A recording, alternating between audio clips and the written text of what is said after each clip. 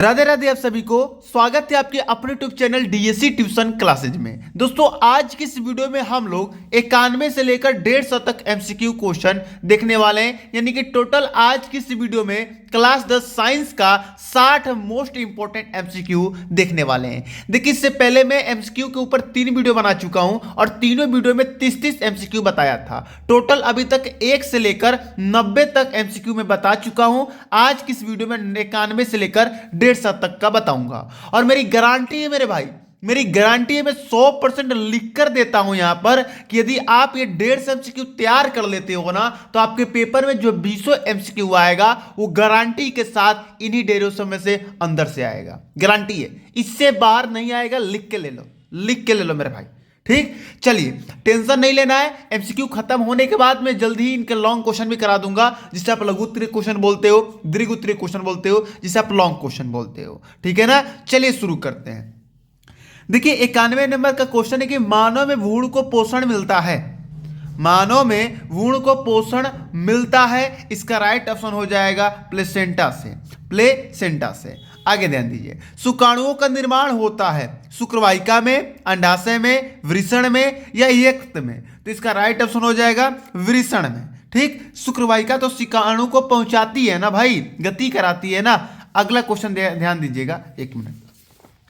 93 number question है कि DNA पाया जाता है कोशिका द्रव्य में, केंद्रक द्रव्य में, केंद्रिका में या केंद्रक में, तो इसका राइट ऑप्शन हो जाएगा केंद्रक में। ठीक, चलिए पुष्प के नर भाग को कहते हैं, पुष्प के नर भाग को कहते हैं तो पुमंग कहते हैं। ठीक है ना, चलिए द्विखंडन विधि द्वारा अलैंगिक जनन होता है। द्विखंडन विधि द्वारा अलैंगिक जनन होता है, किसमें होता है तो भैया अमीबा में होता है, याद रखिएगा। ठीक है, पत्तियों का कलियां विकसित होती हैं, तो इसका राइट ऑप्शन हो जाएगा सी, ब्रायोफिलम में। ठीक है ना, चलिए निम्न में से किस पौधों में पुष्प एक लिंगी होते हैं? पपीता, गुड़हल, सरसों या मटर, तो इसका राइट ऑप्शन की बात करते हैं ए, पपीता में जो होते हैं वो एक लिंगी पुष्प होते हैं। ठीक है ना, चलिए मादा जनन तंत्र के किस भाग को लूप या कॉपर टीका स्थापित किया जाता है?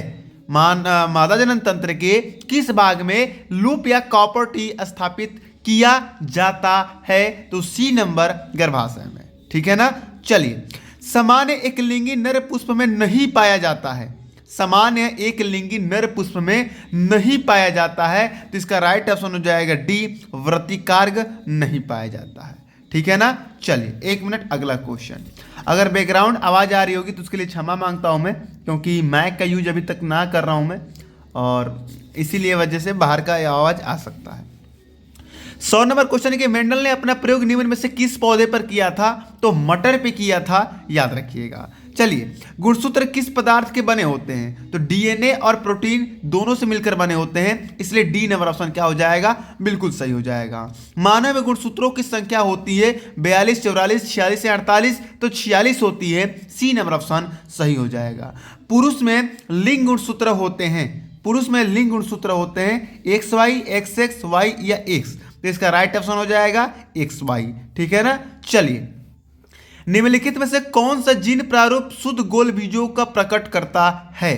तो भैया कैपिटल डबल आर। ठीक है ना, यानी कि डी नंबर ऑप्शन।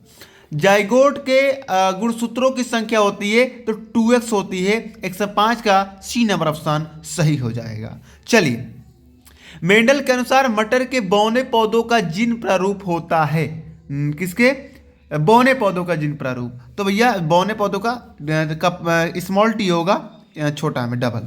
मेंडल के अनुसार मटर के शुद्ध लंबे पौधों का जीन प्रारूप होता है, शुद्ध लंबे पौधों का जीन प्रारूप होता है, तो 107 नंबर का ए नंबर ऑप्शन सही हो जाएगा, कैपिटल टी डबल।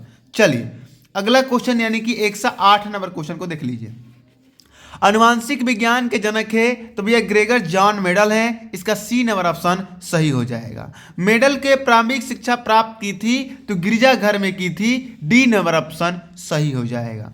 एक अभिसारी लेंस की फोकस दूरी 20 सेंटीमीटर है, इस लेंस की क्षमता होगी, एक अभिसारी लेंस की फोकस दूरी 20 सेंटीमीटर है तो इसकी लेंस की क्षमता क्या होगी, प्लस 0.5 डायोप्टर होगी। अभी सारी लेंस बोले तो उत्तल लेंस, ठीक है ना।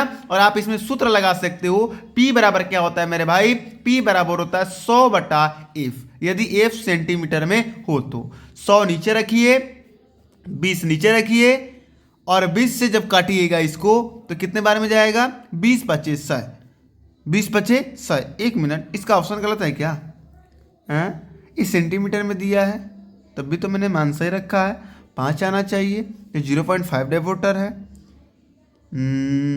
इसको देख लीजिएगा, ठीक है, इस सूत्र पे कीजिएगा और मुझे पूरा भरोसा है कि इसका ऑप्शन सी नंबर ही सही होगा, ठीक है ना। चलिए, समतल दर्पण द्वारा निर्मित प्रतिबिंब का आवर्धन है तो 1 है, याद रखिएगा 1 से 11 का ए नंबर ऑप्शन सही हो जाएगा।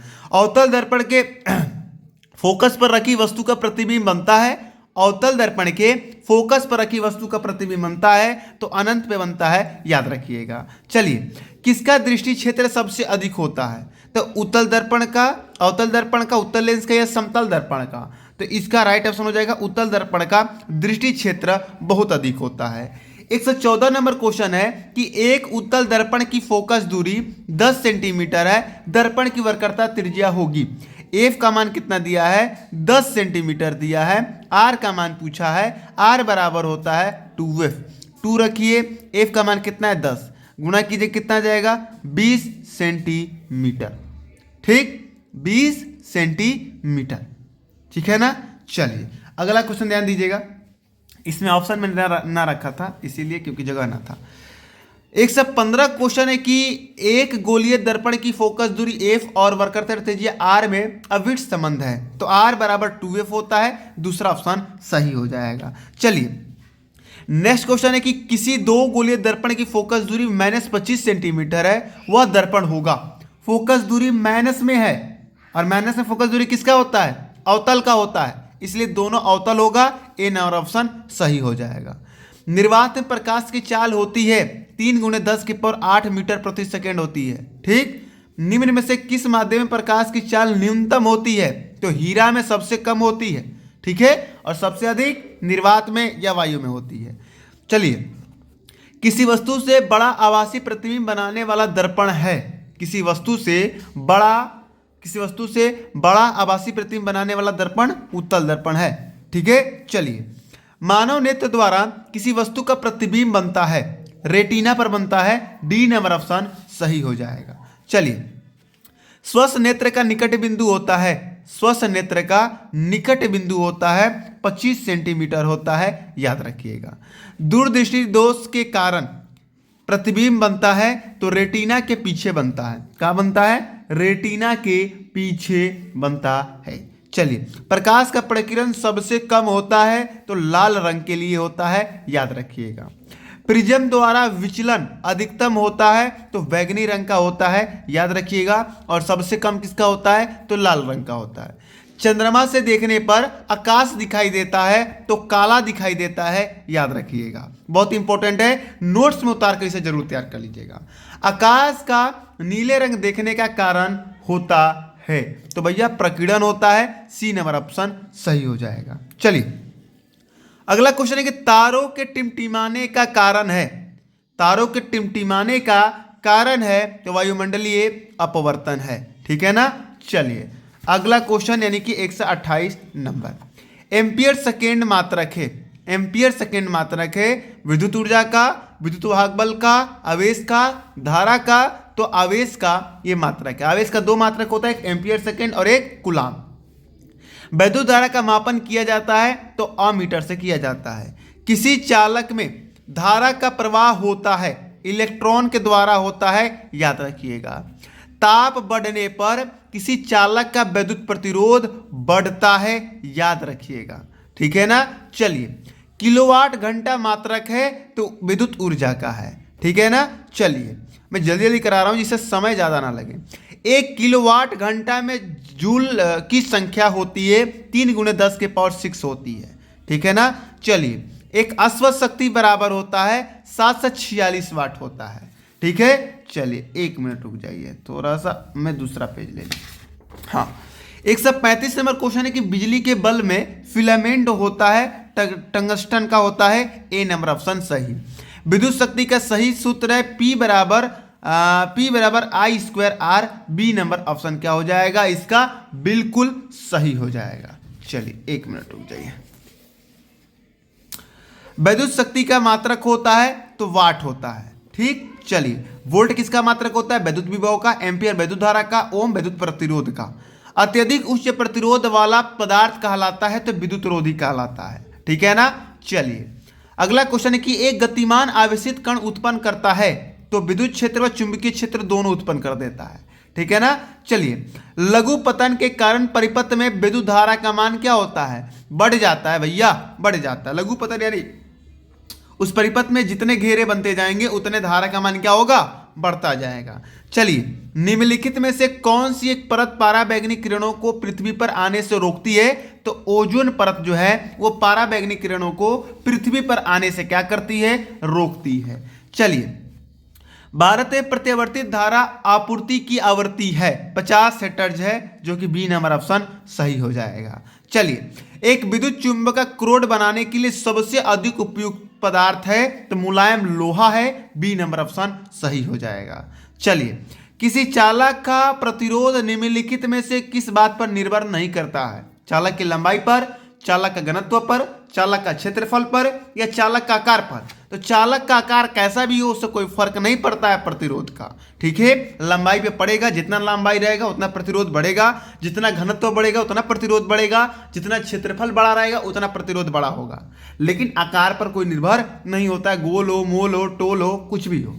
चलिए अगला क्वेश्चन है कि 1 माइक्रो ओम का मान होता है, 1 माइक्रो ओम का मान होता है तो भैया 10 के पावर -6 ओम होता है, ठीक है ना। चलिए एक विद्युत यूनिट बराबर है, एक विद्युत यूनिट बराबर है तो किलोवाट घंटा है, ठीक है ना। चलिए चंद्रमा से देखने पर आकाश दिखाई देता है, चंद्रमा से देखने पर आकाश दिखाई देता है तो काला दिखाई देता है। ये क्वेश्चन 2 बार आ गया। चलिए कोई बात नहीं। 148 क्वेश्चन है कि शुद्ध रुधिर को शरीर के विभिन्न भागों में ले जाती है, महाधमनी ले जाती है, और अशुद्ध रुधिर को शिराएं ले जाती है। कहाँ से, पूरे शरीर से हृदय तक।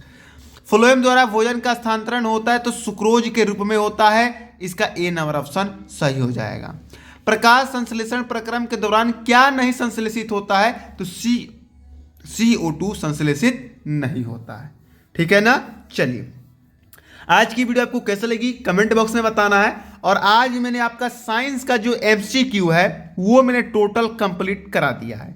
अब आपको क्या करना है, इन 150 MCQ को क्या कर लेना है, बढ़िया से तैयार कर लेना है, जिसके पेपर में आने के बाद आप गर्दा मचा सको, ठीक है ना। ध्यान दो 12-13 मिनट के अंदर भैया 60 MCQ मैंने कराया है। तो भैया सोचने वाली बात है ना कि मैं आपका समय का कितना बचत कर रहा हूँ। तो आप भी एक काम किया करो, वीडियो को लाइक कर दिया करो, दोस्तों के पास शेयर कर दिया करो, उनको बता दिया करो कि घर पर बैठे बिल्कुल फ्री में निःशुल्क बढ़िया से बढ़िया तैयारी कराई जा रही है, जो कि ऑफलाइन में भी ऐसी नहीं मिलेगी, ठीक है ना। चलिए मिलते हैं आपको कल एक नए सब्जेक्ट के MCQ के साथ, क्योंकि अब तो साइंस का खत्म हो गया है। अब हम कोशिश करेंगे कि हिंदी का MCQ आप लोगों को करा दिया जाए, हिंदी का MCQ खत्म करा दिया जाए, ठीक है ना। चलिए मिलते हैं कल। जय हिंद, जय भारत।